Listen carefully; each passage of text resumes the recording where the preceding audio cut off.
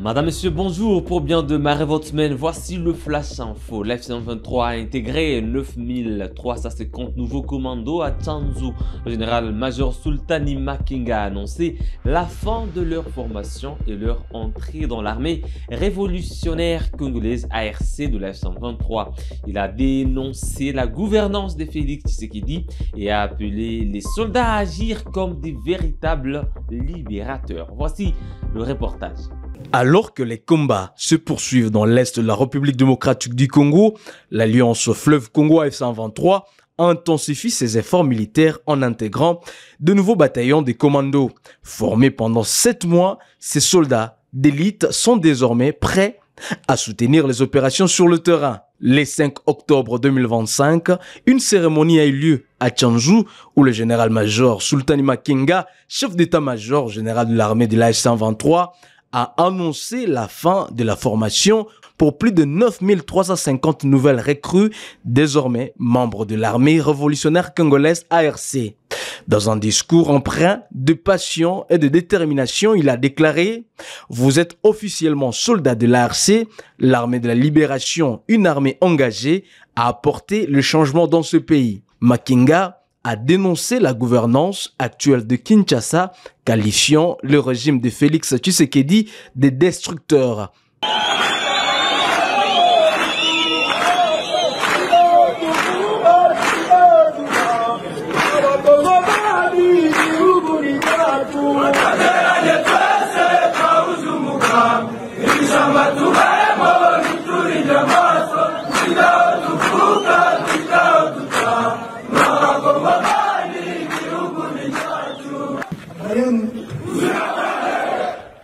Nimekuja hapa kwa mafunzo yamemalizika.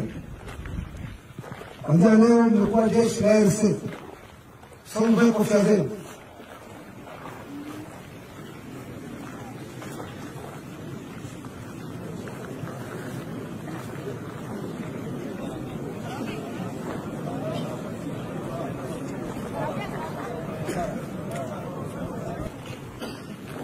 Nimesema tangia sasa nimekuwa jeshi la ARC. Jeshi la ukombozi, armée révolutionnaire congolaise, jeshi ambalo liko linapigana ili kuleta mabadiliko kwa nchi. Unapata vizuri? Nchi yetu imeharibika muda mrefu, imeharibishwa na government ya Kinshasa bila ya Tshisekedi, imeharibu nchi, imepora nchi, inaua raia namna wanataka, inaua raia kwa kabila zao, sura zao, inafanya watu wote kwa wakimbizi. Nageuza nchi kwa propriété privée.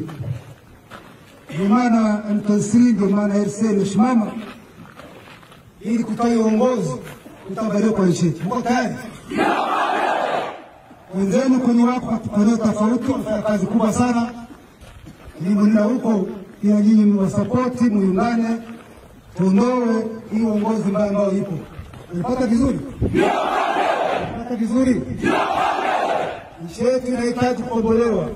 Kongomani wote kwa ujumla wanataka kukombolewa. Hiyo ni kazi yetu kama chama, kama M23, kama jeshi la ARC, na kwa jeshi ambao tuko ndani ambao wanaita AFC. Unapata vizuri?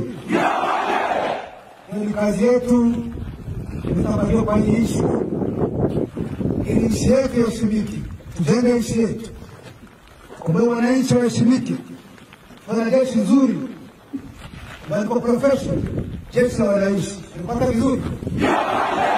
Il accuse le gouvernement de piller le pays et de transformer les Congolais en réfugiés. Le général-major a souligné que la révolution du M23 ARC vise à mettre fin à cette mauvaise gouvernance. La coordination militaire de l'AFC-M23 a appelé les nouvelles recrues à soutenir leurs camarades déjà déployés dans d'autres zones, renforçant ainsi la lutte contre ce qu'il décrit comme un régime oppressif. Tous les Congolais aspirent à la libération et c'est notre mission, a-t-il affirmé, insistant sur l'importance d'une armée forte, professionnelle et proche du peuple. Le général a exhorté le nouveau soldat à abandonner toute forme de négativité et à agir en véritable libérateur en évitant comportements criminels qui pourraient ternir l'image de l'ARC M23. Si vous agissez comme des bandits, vous serez combattus a-t-il averti, soulignant que le respect des citoyens dépendra de leur comportement sur le terrain. En saluant l'engagement et le sacrifice de nouvelles recrues, Makenga a remercié les instructeurs pour leur rôle crucial dans la préparation des soldats. Votre responsabilité est de protéger la République démocratique du Congo et son peuple, a-t-il déclaré, rappelant à chacun l'importance de leur rôle dans la défense de la souveraineté nationale. Le 14 septembre dernier, lors d'une cérémonie qui s'est tenue au centre de formation de Rumangabo, la coordination de la 123 a présenté 7437 commandos comprenant d'anciens militaires des FARDC et de combattants Maïmaï Wazalendo.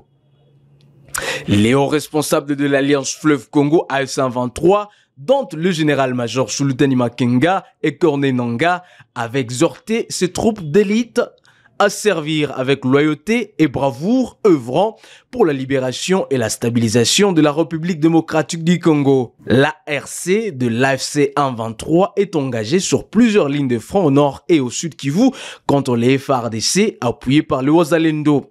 C'est en dépit du cessez-le-feu permanent convenu dans l'accord de principe entre le gouvernement congolais et l'AFC 123 signé à Doha en juillet dernier. L'inspecteur général de la police nationale congolaise, Philémon Patience Mouchidiave, est arrivé à Beni dimanche 5 octobre 2025.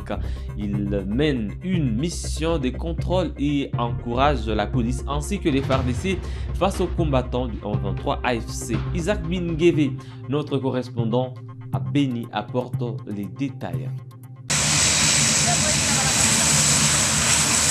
À son arrivée à l'aéroport de Beni Mavivi l'après-midi, l'inspecteur général de la police a expliqué à la presse que sa présence visait à inspecter, contrôler et auditer les troupes dans un contexte marqué par la prise de Goma et d'autres localités par les rebelles du M23 AFC. Il a également encouragé la police et les FARDC qui font face aux groupes armés. Comme tout policier, je suis à Beni pour sécuriser la population et leurs biens. Comme tout policier, je suis à Beni pour prêter main forte aux forces armées de la République démocratique du Congo. Et comme inspecteur général de la police, j'ai plusieurs missions. Auditer, enquêter et évaluer les activités de service de la police nationale congolaise. Voilà ce qui amène l'inspecteur général de la police dans la ville de Beni. J'adresse un message de félicitations, d'encouragement aux voyants militaires des forces armées de la République démocratique du Congo, aux policiers qui sont avec moi ici, d'avoir prêté main forte à nos militaires et d'avoir tenu et résisté devant cet ennemi. L'IG Philémon Patience Mouchidiave conduit une délégation composée de plusieurs officiers de l'inspection générale de la police. Sa mission intervient alors que Beni accueille de nombreux policiers venus des zones désormais occupées par le M23. La présence de l'IG donne une lueur d'espoir aux nombreux éléments de la police ayant des litiges sur le paiement de leurs soldes. Le gouverneur du Sud Kivu, le professeur Jean-Jacques Purusi Sadiki, a exprimé des prières pour la paix en République démocratique du Congo lors d'un rassemblement dimanche à Uvira. Il a relayé le message de compassion et d'espoir appelant les populations touchées par la guerre à faire preuve de cohésion.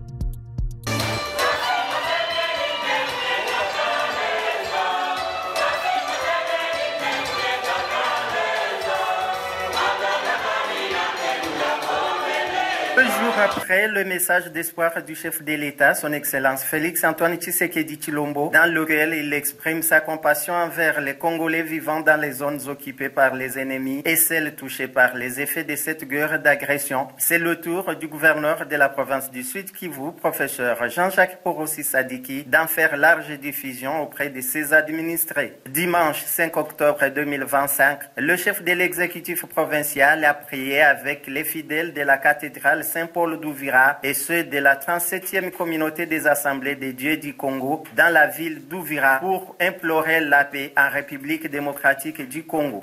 Après la prière, le gouverneur du Sud Kivu a eu le temps de répercuter le message de compassion et d'espoir du président de la République qui a appelé aussi toutes les communautés congolaises à l'unité et à la cohésion sociale, forces qui permettent de résister contre l'agression rwandaise menée en RDC via les M23. Encore une fois, Shibote ni bamoya, tuko batoto ya Mungu Shibote, tuko batoto ya baba moya, Félix Antoine Tshisekedi Tshilombo. Musikie vraiment muko à l'aise, muko nyumbani. Njo maana musitike ile manipulation.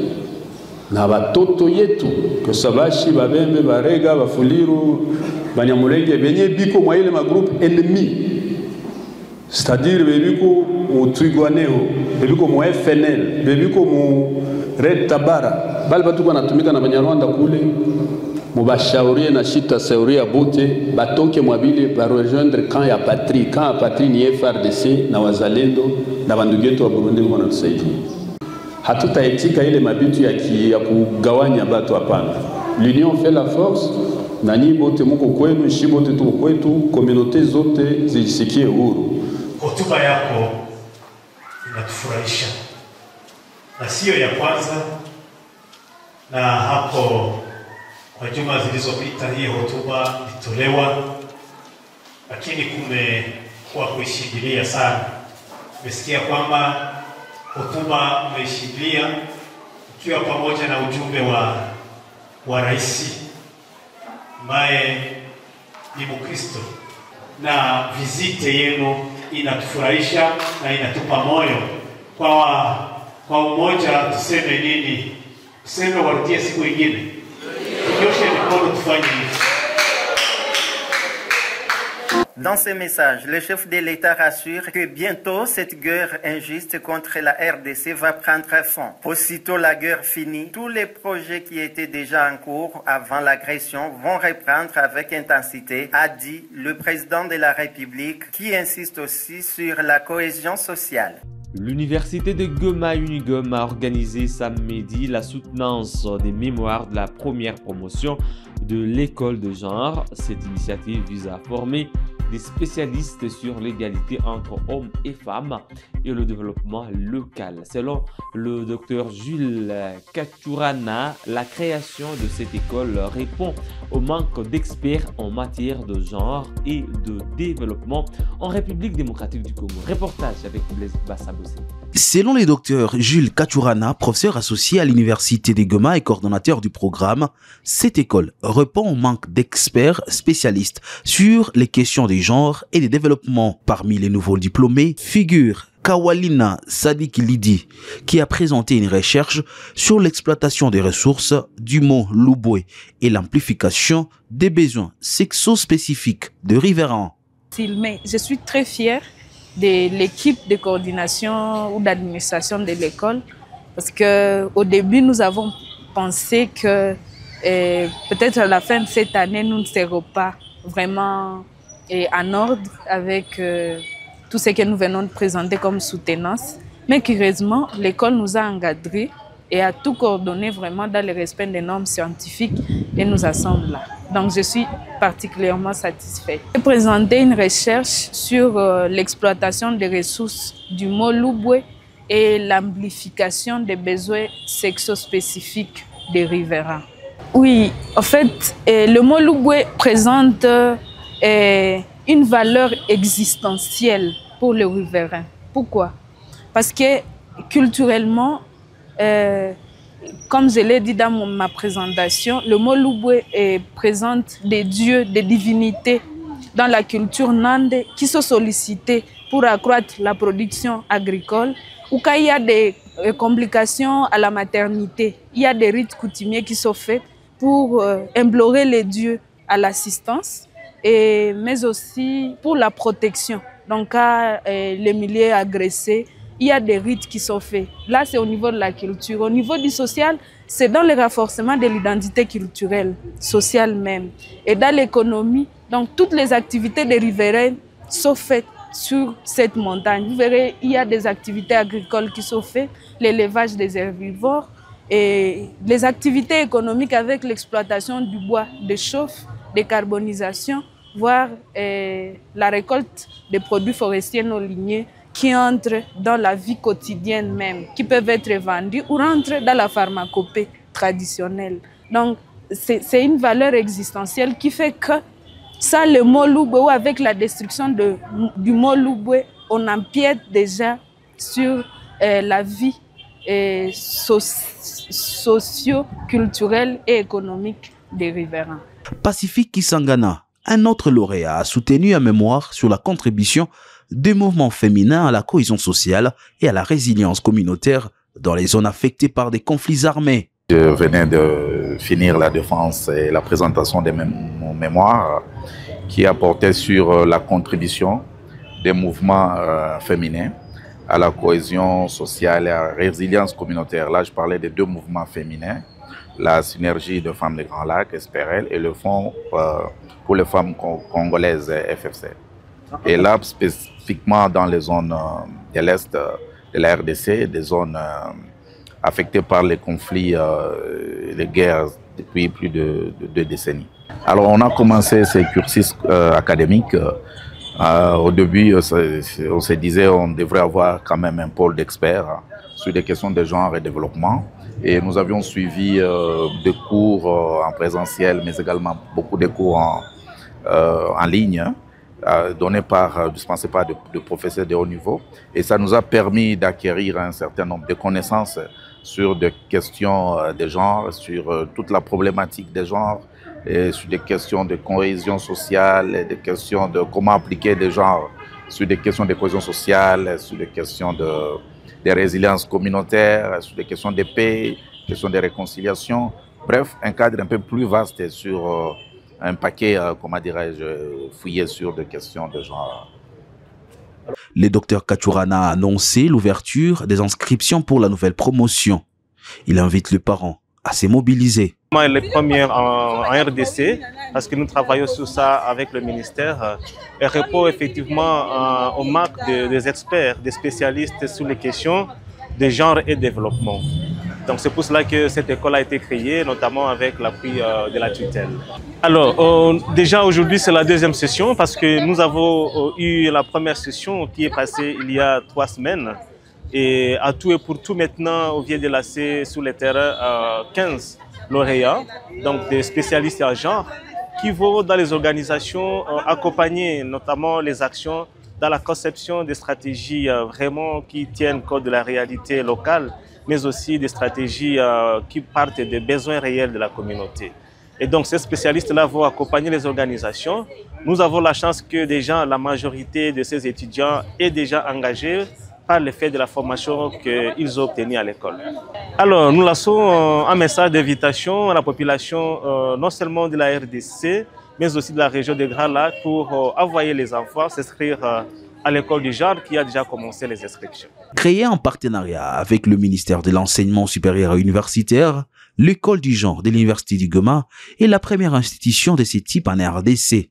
Elle vise à renforcer les capacités nationales en matière d'analyse et d'intégration du genre dans les politiques publiques, les entreprises et les initiatives communautaires. Mesdames, Messieurs, c'est tout pour les Flash Info de ce lundi 6 octobre 2025 sur Kivu Morning Post. Merci à vous de l'avoir suivi du début à la fin. On s'est fixé un nouveau rendez-vous d'actualité. À très bientôt.